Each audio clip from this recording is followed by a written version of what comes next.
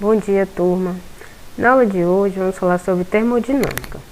Como o próprio nome já diz, termo significa temperatura, ou seja, nós vamos continuar falando aqui nosso assunto, sobre temperatura. E dinâmica significa força, significa movimento, ou seja, a termodinâmica ela vai estar relacionada à temperatura, o calor, a força, o trabalho. É isso que a gente vai ver agora. Logo, a termodinâmica ela é o ramo da física que ela vai estudar as relações de troca entre calor, temperatura, trabalho e energia. Como que ela vai fazer isso? Ela vai analisar as quantidades de calor trocadas e os trabalhos realizados em um processo físico, por exemplo. Eu trouxe aqui para vocês as primeiras máquinas a vapor do tempo da Revolução Industrial, tá? Eu trouxe aqui o exemplo para vocês do trem. O que acontecia? Nós temos aqui uma caldeira. Observe que aqui nós temos um fogo, onde eles punham fogo no carvão. E essa temperatura que ela ia cada vez mais aumentando, e ela ia fornecendo calor. A partir do momento que ela ia fornecendo calor aqui, ela ia provocar aqui uma reação aqui nas rodas. O que iria acontecer? Do trem, a roda ela ia começar a girar. Por quê? Porque aqui está esquentando, está fornecendo energia para cá e consequentemente está provocando um trabalho. Toda vez que na física que você tem temperatura e energia aquecendo alguma coisa, ela vai provocar uma reação, como o próprio nome já diz. Ela analisa as quantidades de calor trocadas e os trabalhos realizados em um processo físico. Ou seja, nos processos físicos, toda vez que houver troca de calor, a gente vai ter um trabalho realizado. E era isso que acontecia antigamente nas máquinas a vapor. Era esse processo que acontecia naquelas primeiras máquinas a vapor. Porém, atualmente, esses conhecimentos eles se aplicam em várias situações, como, por exemplo, as máquinas térmicas, refrigeradores, nos motores dos carros, nos processos de transformação de minério e nos derivados de petróleo. Além disso, a termodinâmica ela vai existir um vocabulário, onde a gente vai ter um sistema termodinâmico, uma vizinhança do sistema e a fronteira. Primeiramente, pode ser que vocês não entendam, mas no exemplo que eu vou trazer mais à frente para vocês, vai ficar bem fácil para vocês entenderem. Por exemplo, uma certa porção de matéria, o que é um sistema termodinâmico, tá?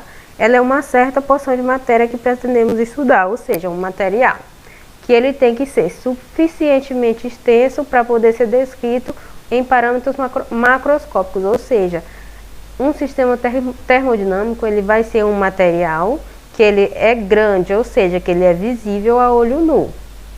E a gente vai ter a vizinhança do sistema, que é aquilo que é o exterior ao sistema e com o qual o sistema ele pode eventualmente trocar energia ou matéria. E a fronteira, ela vai ser uma superfície fechada, pode ser uma parede, pode ser uma membrana, pode ser uma camada de algum material, tá? E ela também pode ser abstrata, ou seja, imaginada por nós, que ela vai separar o sistema da vizinhança. Além disso, o sistema ele pode ser aberto, ele pode ser fechado e ele pode ser isolado. O sistema aberto, ele é um sistema onde as suas fronteiras eles vão permitir a troca de energia e de matéria com a vizinhança. Ou seja, vai ser possível trocar material com alguém da sua vizinhança e também vai poder trocar energia, tá? Ou seja, vai poder trocar calor. E nós vamos ter o sistema fechado, que são aqueles onde as suas fronteiras elas permitem apenas troca de energia com a vizinhança, mas não permitem trocas de matéria, ou seja, não permite troca de material, apenas de energia, como por exemplo calor. E nós vamos ter o sistema isolado, que é aquele sistema cujas suas fronteiras elas não permitem trocas de energia nem de matéria com a vizinhança. Eu trouxe aqui o exemplo para vocês, por exemplo, eu trouxe aqui o exemplo da água. Por exemplo, um sistema aberto. Aqui a água vai estar dentro de um copo. No sistema aberto a gente vai poder trocar tanto a energia, tá? Quanto matéria. Ou seja, aqui nesse sistema aberto eu vou estar podendo retirar essa água, para me dar para alguém. Essa água ela pode ser aquecida e ela pode ser resfriada, e isso só dentro do copo. Aí eu trouxe aqui o exemplo para vocês de um sistema fechado. Aí a partir do momento que eu coloco essa água já dentro de uma garrafa, esse sistema vai estar fechado. Por quê? Porque observe que a garrafa está tampada, então já não é mais possível eu tirar a água de dentro dessa garrafa. Vai ter apenas a troca de energia, ou seja, eu posso aquecer e a partir do aquecimento ela pode evaporar, ou eu posso esfriá-la e ela pode se solidificar. E temos também o sistema isolado, onde eu peguei essa água, eu coloquei essa água dentro da garrafa e coloquei essa garrafa dentro da geladeira. O que vai acontecer aqui? Eu não vou mais conseguir tirar essa água daí de dentro dessa garrafa, porque ela está dentro da geladeira, está trancada lá dentro, e eu não vou estar podendo esquentar ela. Por quê? Porque ela está dentro da geladeira, ou seja, a energia dela está toda em volta dentro da geladeira, e eu não vou estar podendo aquecer, porque ela está isolada, ou seja, a geladeira aqui ela está servindo como um isolante. Então, acho que vocês devem ter entendido.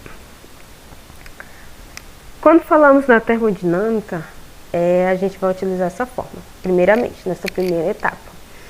Qual vai ser a fórmula? Tzão, que vai ser trabalho, que é igual a pressão vezes ΔV. ΔV é a nossa variação de temperatura, como vocês estão vendo aqui, ó. T, que é igual ao trabalho. A unidade de medida que vamos utilizar para falar de trabalho vai ser Joule. Pzão, que vai ser a pressão. E a unidade de medida que a gente vai utilizar para trabalhar a pressão vai ser Newton por metro quadrado. E vamos ter também ΔV, que vai ser a variação de volume, onde a unidade de medida vai ser dada em metros cúbicos. Como que a gente faz para calcular a variação de volume? Vocês já estão cansados de saber. Toda vez que eu falar em variação de alguma coisa, significa algo final menos algo inicial. Aqui eu estou falando de variação de volume. Logo, para calcular a variação de volume, eu até coloquei aqui, vai ser o quê? Opa, desculpa. Vai ser o volume final menos o volume inicial. E assim a gente acha a nossa variação de volume. Daí eu trouxe aqui um exemplo para vocês. Em um processo, a pressão vai ser constante. A pressão constante de 2 vezes 10 elevado à quinta newton metros quadrados de um gás. Esse gás ele está em uma pressão constante de 2 vezes 10 à quinta newton por metro quadrado. E ele vai aumentar seu volume de 8 vezes 10 a menos 6 metros cúbicos para 13 vezes 10 menos 6 metros cúbicos. E agora a gente deve calcular o trabalho realizado por esse gás. Observem o que? Ele está pedindo para a gente calcular o trabalho. O trabalho vai ser quem? Vai ser o Tzão. Então, isso aqui é que a gente vai querer calcular. Quem que é a nossa pressão? A nossa pressão vai ser 2 vezes 10 elevado à quinta newton por metro quadrado. Então, vai ficar assim, 2 vezes 10 elevado à quinta vezes a variação de temperatura. Como que a gente faz para calcular a variação de temperatura? Temperatura, volume final, menos o nosso volume inicial. Então, o nosso volume final foi 13 vezes 10 a menos 6, menos o nosso volume inicial, que é 8 vezes 10 a menos 6. Primeiro a gente resolve aqui quem está dentro do parêntese. Repete aqui a nossa pressão, né? Multiplicando aqui, que a gente deve resolver aqui dentro do parêntese. 13 menos 8, que é igual a 5. Aqui, como as potências são iguais, a gente apenas repete. Que vai ficar assim, 2 vezes 10 elevado à quinta, vezes 5 vezes 10 a menos 6. Que vai ficar assim, 2 vezes 5 é igual a 10. Agora, aqui é muito importante que vocês prestem atenção aqui nos nossos expoentes. Lembre-se lá da matemática, toda vez que for, por exemplo, sinais iguais, repete e soma. Sinais diferentes, repete o sinal do maior e subtrai. Logo eu tinha quem? Eu tinha o menos 6 e eu tinha o mais 5. Então, o que a gente vai fazer? Menos 6 mais 5, sinais diferentes. Estou falando aqui dos expoentes, tá? Que é que a gente deve resolver aqui agora. Menos 6 mais 5. A gente repete o sinal do maior. Quem que é o maior? O 6 ou o 5? É o 6, né, pessoal? Então, a gente repete aqui o sinal do maior, que é o 6. Então, ele está negativo. Coloca aqui o sinalzinho de negativo. Menos 6 mais 5 dá igual a 1. Por isso que está aqui menos 1. Então, você multiplica 2 vezes 5, que é igual a 10. E resolve aqui a situação dos expoentes, tá? Menos 6 mais 5, que dá igual a menos 1. Porém, a gente deve tirar esse número de notação. Como tá aqui menos 1, então eu vou ter que tirar uma casa daqui para cá, certo? Que vai ficar como? Vai ficar 1 joule. Então, o trabalho que o gás ele realizou aqui nesse processo foi de 1 joule.